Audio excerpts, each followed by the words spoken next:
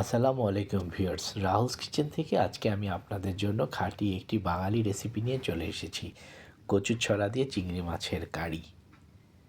I am sure যে আপনারা বাসায় সবাই এই রান্নাটা করতে পারেন, বাট আমি কিভাবে রান্নাটা করেছি সেটা শেয়ার করার জন্যই আজকে আমি আপনাদের কাছে এই ভিডিওটা নিয়ে চলে আসছি। বাই দ্য ওয়ে, আমি আমার ঘরের শেফ রুমেল, আর আপনারা দেখছেন রাহুলস কিচেন। আর আজকের রেসিপি কচুর ছড়া দিয়ে চিংড়ি মাছের কারি। ভিডিওটি যদি ভালো লাগে অবশ্যই আমার পেজটিকে ফলো করে লাইক দিয়ে রাখবেন, এবং আমার ইউটিউব চ্যানেল থেকে যারা দেখবেন তারা ইউটিউব চ্যানেলটিকে অবশ্যই সাবস্ক্রাইব করবেন এবং বেল বাটনটি চাপ দিয়ে রাখবেন। তাহলে চলুন বন্ধুরা, আর কথা না বাড়িয়ে আজকে চলে যাই মূল রান্নায়। তাহলে কচুর ছড়া দিয়ে চিংড়ি মাছি কারি করতে আমার লাগছে, আমি নিয়েছি বেশ কিছুটা কচুর ছড়া। এখানে কচুর ছড়াগুলো আমি কাঁচা অবস্থায় পিল করে স্কিনটা রিমুভ করে নেব। অনেকেই হয়তো আপনারা কচুর ছড়াটা সিদ্ধ করে স্কিনটা রিমুভ করে নেন, বাট আমি কাঁচা অবস্থায় করতেই বেশি পছন্দ করি, তাই আমি এভাবে করলাম। কচুর ছড়াগুলো কাটা হয়ে গেছে, আমি এখন ভালো করে ধুয়ে টুকরো করে নেব। তা এদিকে আমি চিংড়ি মাছগুলো ভালো করে পরিষ্কার করে ধুয়ে নিয়েছি। আমি কড়াইতে কিছুটা তেল দিয়ে পেঁয়াজগুলো একটু ভেজে নিচ্ছি। এখানে পেঁয়াজটা আমি একেবারে ব্রাউন করব না, হালকা একটু নরম হয়ে আসলে বাকি মশলাগুলো আমি এখানে অ্যাড করব।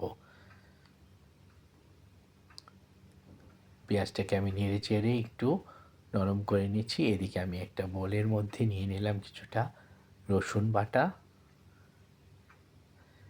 কিছুটা আদা বাটা, নিয়ে নিলাম পরিমাণ মতো বা স্বাদ মতো লবণ, নিয়ে নিয়েছি ধনিয়া গুঁড়া, হলুদ গুঁড়া, লাল মরিচের গুঁড়া, ঝালটা আপনারা আপনাদের পছন্দ মতো নিয়ে নেবেন, এবং নিয়ে নিলাম সামান্য ভাজা জিরের গুঁড়া। সব কিছু উপকরণ আমি তেলের মধ্যে পেঁয়াজের সাথে দিয়ে ভালো একটু সামান্য পানি দিয়ে আমি মশলাটাকে একটু কষিয়ে নেব। আমি বারবারই বলি, বাঙালি রান্নায় মশলা যত কষাবেন রান্নার স্বাদ ততটা বেড়ে যায়। তো আপনারা অবশ্যই ভালো করে মশলাটা কষিয়ে নেবেন যখনই এই রান্নাটা আপনার করবেন। শুধু এই রান্না কেন, আপনি বাঙালি যে কোনো রান্নায় যত কষাবেন ততই মজাদার হয়ে যাবে। এবার আমি দিয়ে দিচ্ছি ধুয়ে কেটে রাখা চিংড়ি মাছগুলো। চিংড়ি মাছগুলো দিয়ে আমি মশলার সাথে ভালো করে কষিয়ে নেব।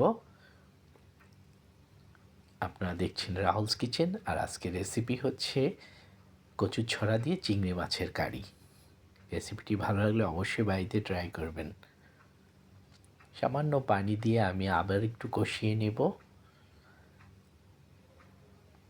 আপনারা কে কোথা থেকে রেসিপিটি দেখছেন আমাকে অবশ্যই কমেন্টে জানাবেন, এবং রান্নাটা কেমন হলো সেটাও জানাবেন। এখন আমি দিয়ে দিব কচুর ছড়াগুলো।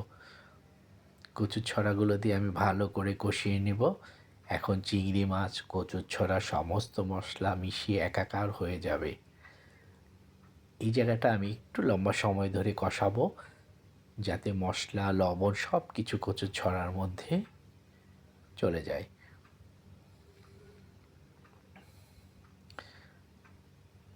আপনারা পাশে আছেন বলে আমি রান্না করতে আগ্রহ পাই। আপনারা সবসময় এভাবে পাশে থাকবেন। ধন্যবাদ সবাইকে। এখন আমি পরিমাণ মতো পানি দিয়ে ভালো করে নেড়ে চেড়ে বেশ কিছুটা সময় আমি ঢাকনা দিয়ে রান্না করব। আমার ঢাকনাটা একটু বড়, তাই আমি হয়তো ঢাকনাটা ওঠানো খুব একটা দেখাতে পারবো না, কারণ এখানে আমি একাই ভিডিও করছি, তো আমার আমার মানে হেল্পিং হ্যান্ড নেই আজকে।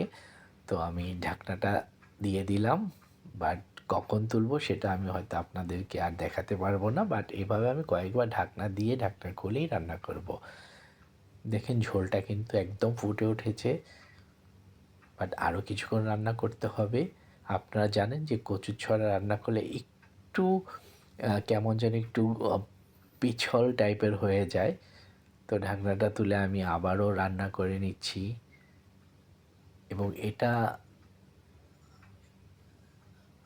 আমার রান্নাটা কিন্তু মোটামুটি কমপ্লিট। এখন আমি উপর দিয়ে আবার একটু সামান্য ভাজা জিরার গুঁড়ো ছড়িয়ে দিলাম।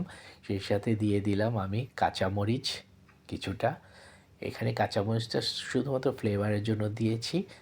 আর দিয়ে দিলাম সামান্য ধনেপাতা কুচি। বাস রান্নাটা কিন্তু আমার এখানেই কমপ্লিট। আমি এর চেয়ে বেশি ঝোল শুকাবো না, কারণ এটা একটু একটু আঠালো হয়, তো যখন আপনার রান্নাটা কমপ্লিট হয়ে যাবে একটু ঠান্ডা হয়ে গেলে ঝোলটা আরও ঘন আসবে। এবার আমি একটু আপনাদেরকে পরিবেশন করিয়ে দেখাচ্ছি। রেসিপিটি যদি ভালো লাগে তো অবশ্যই বাড়িতে তৈরি করে খাবেন। আমার পাশে থাকার জন্য সবাইকে ধন্যবাদ। আপনারা সবাই ভালো থাকবেন, আমার জন্য দোয়া করবেন। আমিও আপনাদের জন্য সবার জন্য দোয়া করি। আপনারা সবাই ভালো থাকবেন। আল্লাহ তাআলা আপনাদের সবাইকে ভালো রাখুক। আমার জন্য দোয়া করবেন, আমি যেন সুস্থ থাকি এবং আপনাদের মাঝে যেন বারবার ফিরে আসতে পারি নতুন নতুন ভিডিও নিয়ে। তাহলে আজকের মতো এখানেই বিদায়। আল্লাহ হাফেজ। সবাই ভালো থাকবেন।